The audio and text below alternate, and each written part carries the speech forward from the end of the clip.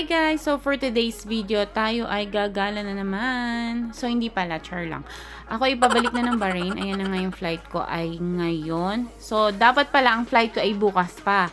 Kaya lang dahil gusto ko mas maaga ako. At alam mo naman sa Maynila medyo traffic. Tsaka maulan pa ng August. So ayan na nga. Nag-flight ako na ay hindi pala nag-flight. Ano bang pinagsasabi ko, char?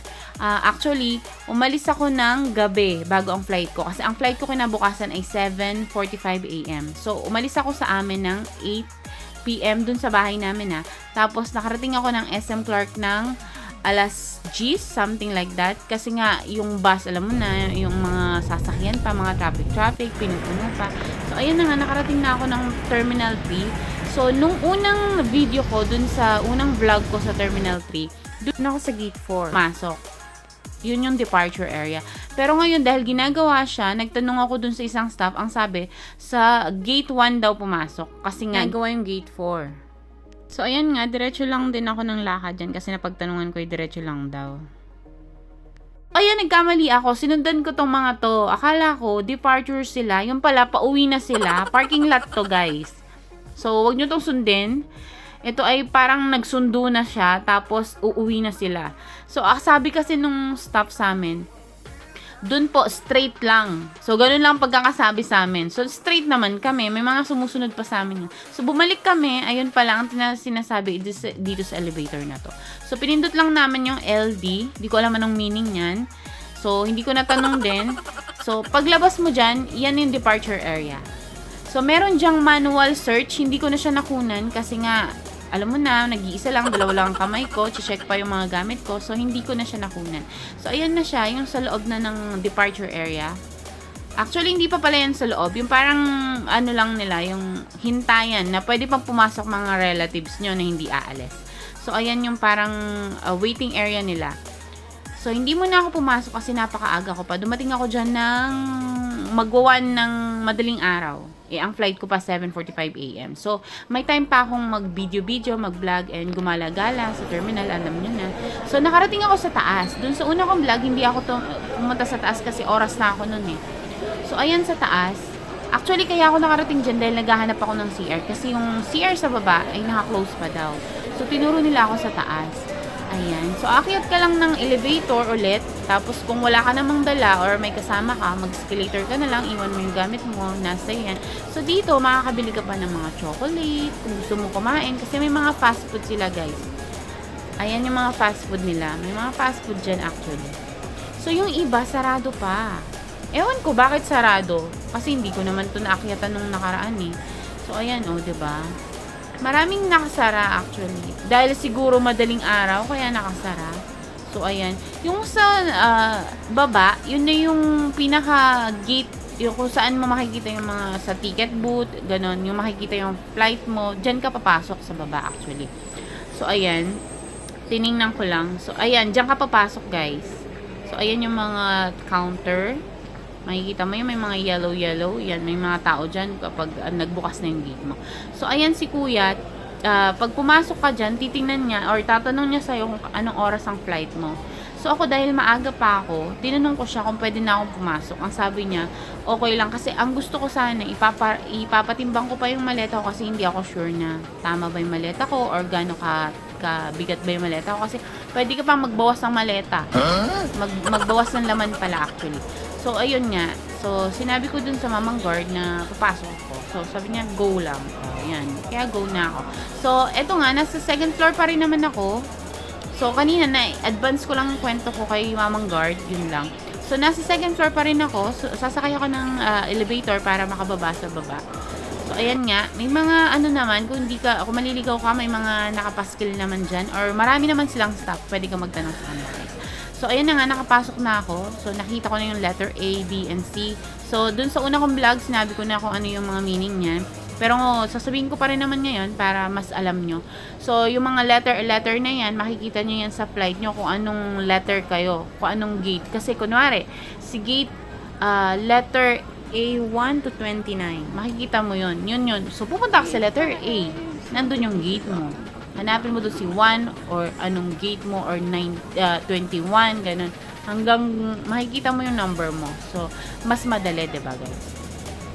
So, ayan nga, wala pang tao kasi yung international flight is hindi pa sila nakabukas. So, may mga ibang flight na nakabukas na local flight ata yun, yung Cebu Pacific. So, ayan. Hinahanap ko, actually, dyan yung paparap ko yung bagahe ko kasi ayoko siyang magasgasan, guys. Bagong bili ko lang yung luggage ko, char. Ayun na nga. So, hanap-hanap tayo, guys. So, letter V. Ayan, nakita na naman natin si letter V. 1 to 15. So, alam nyo na kung ano yung 1 to 15, diba? Yun yung flight, ay gate number nyo. Kapag nakikita nyo sa monitor, nakikita nyo sa side ng monitor, nakalagay yung gate number nyo. So, mas madali, guys. So, may nakita ako dito na nagra-wrap. So, ang daming ang tao, guys. So, hindi ko alam na may timbangan pala dito, guys. So, ang akala ko, ang timbangan lang is dito kung saan ka magpaparap. So, tinanong ko si Kuya dyan kung pwede ako magpatimbang. Kasi akala ko talaga, dyan lang may timbangan. So, ayan na nga. Ipapatimbang ko lang siya. Pag sumobra ako, tatanggalan ko siya ng ibang ano tawag doon? Ibang Kuya, laman pwede yung bagahe ko. magpatimbang? Kasi feeling ko susobra yung malaki ko talaga. Kasi Pwede mabigat siya magpatimbang? So, ayan. Tinanong ko na nga si Kuya. Magpapatimbang sana. Kung Tapos pag magpapatimbang ako, eksakto yung timbang eh free lang ba? magpaparap na Char. rin. So, free lang naman magpatimbang. Basta sabihin mo lang sa kanila na magpaparap ka. So, okay na nga yung bagahe ko. Actually, sumobra ako ng bagahe ng 3 kg. So, ang ginawa ko kasi wala namang laman yung hand carry ko. Ipinasok ko na lang doon. Mga food lang naman. Ayan nga, nalaglag pa yung maleta ko. 3 na silang nagbabalot dyan. Nalaglag pa, diba? Sa ayaw ko magasgasan, nilaglag pa nila. Nakakaloka, diba? So, ayan na nga. So, ang inabot ng wrap na yan, dahil napakakapal, 5 grams pa ata siya kasi ang maleta ko is 39 point something lang eh. Tapos nung tinimbang dun sa mismong counter ng airline, naging 40.2. O, 'di ba? Bumigat din siya dahil sa wrap na 'yon. So, tapos na nga ako, nagbayad na ako. So, ang parap pala dun ay 300 per maleta. So, large kasi yung medium ko is counted na siya as large. So, ginawa nila 300 na daw 'yon. So, ayan na nga. Medyo nagkakataon na dyan, guys. Kasi yung local flight nga, yung sabi ko kanina, ay nagbukas na siya. Cebu Pacific. Yun yung mga nila, yung Cebu Pacific. So, bandang dyan ay local flight. So, makikita nyo na marami ng tao. Marami ng tao. So, kung hindi kayo sure kung ano yung, kung nagbukas na ba yung gate nyo, check nyo lang. Ang daming ganyang monitor, oh. Makikita nyo siya. Kahit saan naman yan. So, kung alam nyo naman na wala pa, magpahinga lang kayo sa upuan. Kung gusto nyo, lumabas pa kayo. Pero kung nag-iisa lang kayo at may luggage kayong dala, hindi ko ina-advise na lumabas pa kayo. Kasi hassle. Actually, ako nga, nung nag-CR ako, hassle talaga kasi bit-bit ko pa yung 2 maleta ko. Alam mo yun. So, ayan, kung magtatanong naman kayo, information desk, meron naman sila dyan. Ayan. Pwede kayo magtanong dyan. Actually, pag umaga, maraming mga pulis dyan parang umiikot-ikot. Pero nung ano naman, may nakita ako mga parang may mga kasamang aso sila. Alam mo yon, yung inaamoy-amoy yung mga bagahe or mga bag na alam mo na kung ano yung ano nila, yung mga dog something nila. Tapos yun na nga, guys. Naglakad-lakad ako, umikot-ikot muna ako. Kahit na hirap na hirap ako kasi nga dala ko pa yung 2 kong maleta. So maganda talaga mag-vlog ng may kasama ka. Yun lang. Pero, ayun na nga, guys. May nakita pa akong isa na nagbabalot ng maleta, 'di ba? Saan ka ba? Hindi ko alam na 2 pala ang nagbabalot ng maleta dito. Kasi nung una kong vlog, is isa lang nakita ko. So, dito, syempre, ako'y usasera at gusto ko malaman kung magkano din sa kanilang parap. Or nakatipid ba ako or what. So, tinanong ko si Kuya dyan. Ang sabi niya sa akin, alam mo ba, ang sabi niya sa akin, girl, charot lang. Ang sabi niya is 200 pesos yung ganito kalaking maleta ko. So, di ba, na-disappoint ako kasi doon is 300. Alam mo ba? Dito is 200 lang. So, guys, ano ko lang sa inyo, kapag magpaparap kayo, tingnan nyo muna kasi 2 pala yung parapan dyan. Hindi lang nag-iisa. So, dahil ako ay, hindi ko naman alam. Dun sa una kong vlog, hindi kasi ako nagparap kasi ako lang nag-wrap ng maleta ko para makatipid. So, tingin-tingin din muna kayo bago kayo magparap ng luggage. So, ayan nga, 200 pesos lang sa kanila, guys. Okay naman siya. Kaya nga pala mahabang pila din sa kanila. Siguro. Kasi mura nga. So, ayan. Syempre, hindi ko na masyado inano yung loob ko. Ayoko na rin sumakit ang loob ko dahil na 300 ako. 600 pala itong 2 kong maleta. Ayan na. So, So, etong counter na to guys, makikita nyo ba yan? Tax travel fee.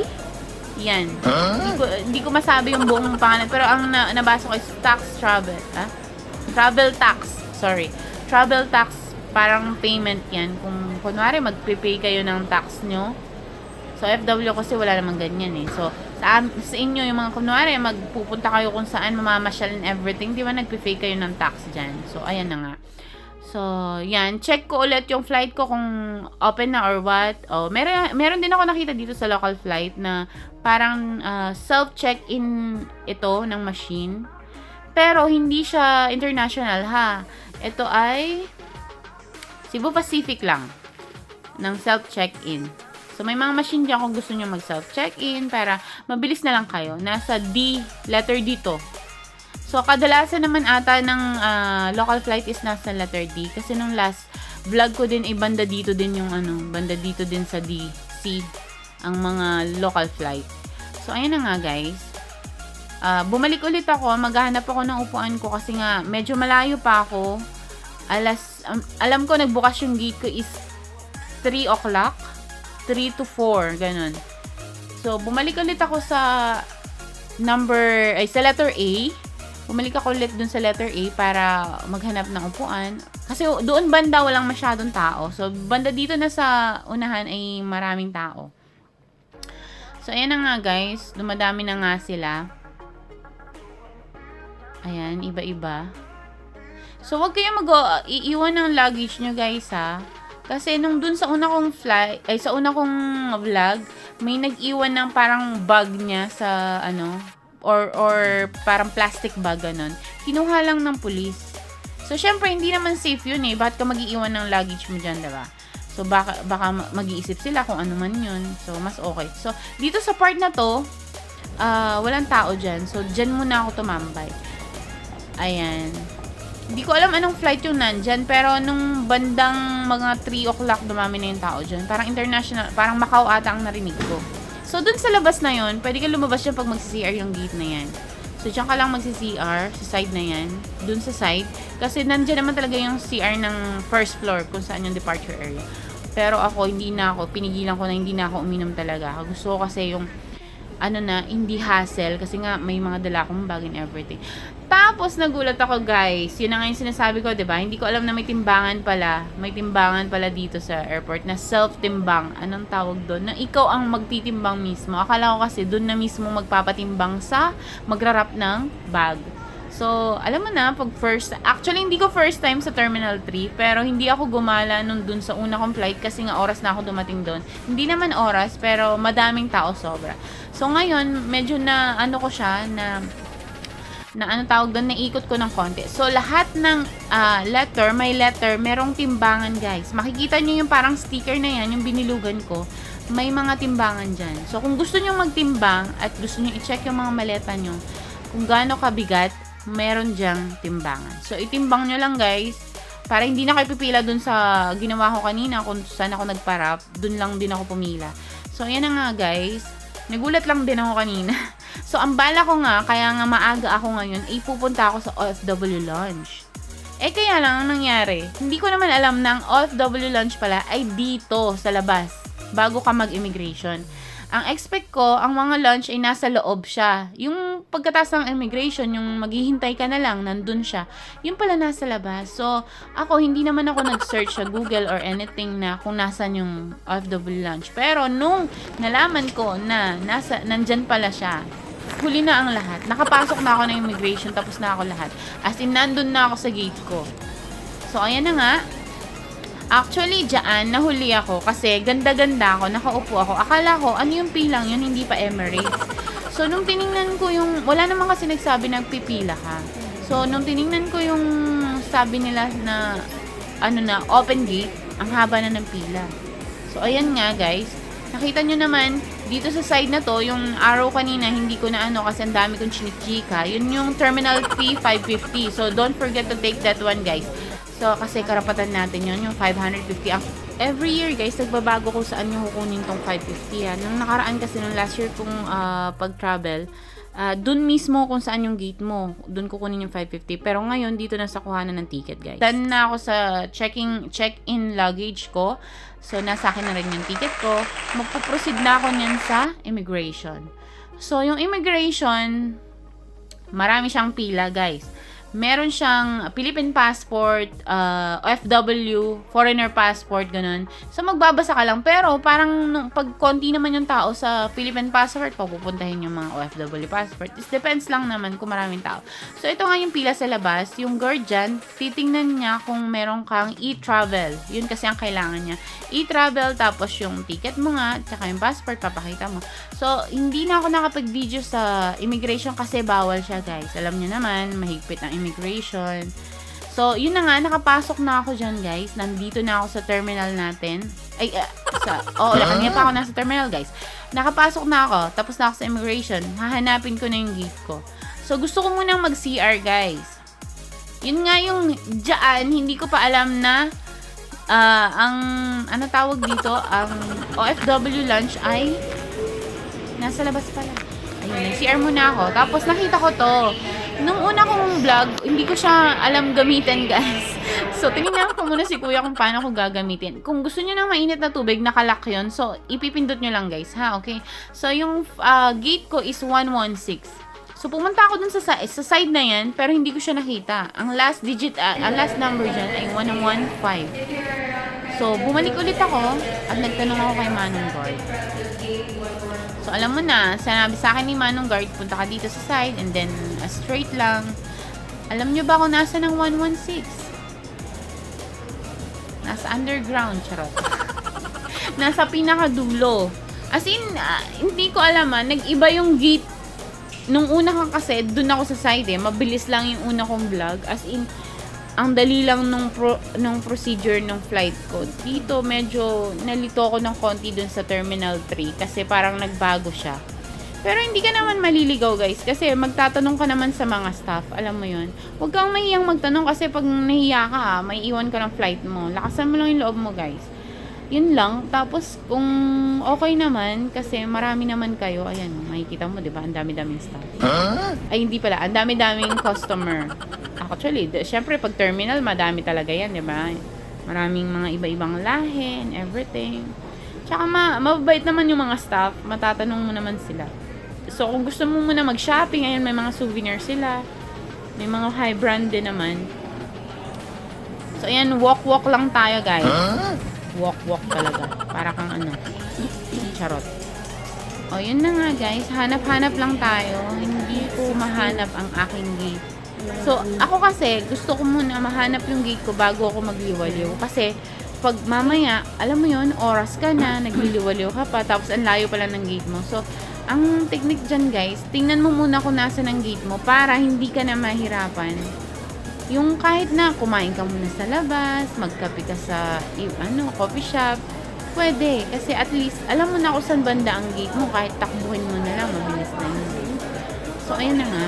May mga restaurant lang din naman dyan, guys. Pero mahal. Alam mo naman, ginto ang, hindi naman gintong-ginto, pero mahal. Hindi siya average ng normal food. Airport price siya talaga. Alam mo yun. Kasi nga, may mga ibang lahi dyan na siguro yung rate nila. Hindi ko alam kasi nga yung ng value ng pera, diba? Pina-follow nila. Alam mo yun. Dami ko sinasabi. So, yun na nga, guys. So, ayan, hinahanap ko rin. Ang sabi dito, 116 doon yung arrow, diba? So, hindi ko siya mahanap. Ito na nga si kuya, yung sinasabi ko kanina. Nagtanong ako sa kanya. Dito? Ang sabi niya, straight lang daw. Pwede akong Ayun, naman straight dito? nga ang ginawa ko. Thank you. Naglakad lang naman ako. Super straight talaga siya, guys. Tapos, liliko ka ng konti. Ayan na nga. So, ayan. Maraming pagkain dyan, diba? Kung gusto nyo rin mga bag na parang pang Pilipiniana, mga abacos ba ang tawag ko. Ayan. Nakikita nyo, guys. So, ayan nga. Mahal din yung mga water dyan, guys. Kung meron naman kayong tumbler, pwedeng magdala ng tumbler sa airport, pero bawal yung may lamang tubig kasi kukunin nila. Tapos, may nakita ko dun sa anong pangalan nun? Sa immigration. kung meron kang dilata sa bag, actually, nakita ko siya, may San Marino siya sa bag. Ang ginawa, kinampiskate yun, tapos tinanggal siya. I mean, tinapon. Ayan, nagtanong ako kay ate girl kung nasan ang OFW lounge. Nashock ako nga, siya nga yung nagsabi sa akin na nasa labas nga pala. O, diba? Hindi ko kasi alam talaga na nasa labas. Kasi usually ang mga lunch nasa loob, diba? Hindi man kasi nakalagay doon. Pero nasa labas daw siya. Nasaan banda siya?